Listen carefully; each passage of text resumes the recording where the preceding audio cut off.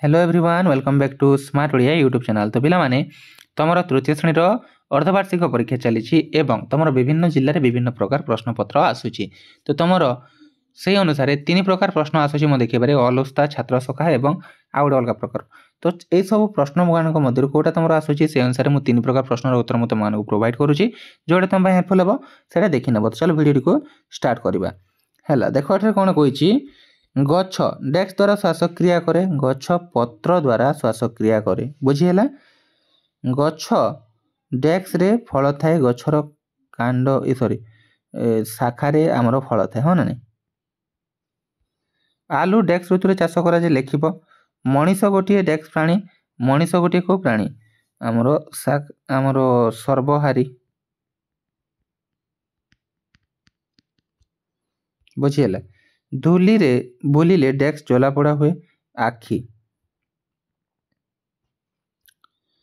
तापर जीवा आमर द्वितीय प्रश्न टीवी अति पाखर देखा उचित कि ठीक ना भूल।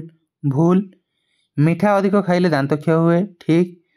जीभर काम कथा कहवा, एटा कथा कहवा भी एवं स्वाद चाखिबा भी तो ठीक हो पार। बुझीगला तापर देख जोर रे माइक बाजिले कान भल रुहे भूल। खाली पादरे चलवा अनुचित ठीक। तापर देख दांत पड़ी जीवार 2टी कारण लेख। दांत पड़ी जीवार 2टी कारण लेखिपार जे दांत पोक खाइबा द्वारा।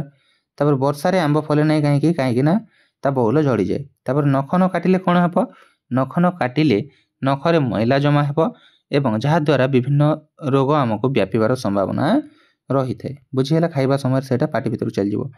तो देख स्तंभ सहित सहगार मिलन कर मंदार नालिया नाक सिंघाणी है।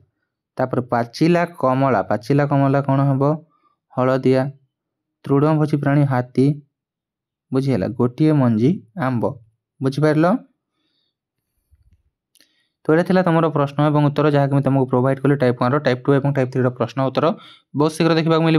तो चैनल को सब्सक्राइब कर रख। Thank you for watching. See you in our next video.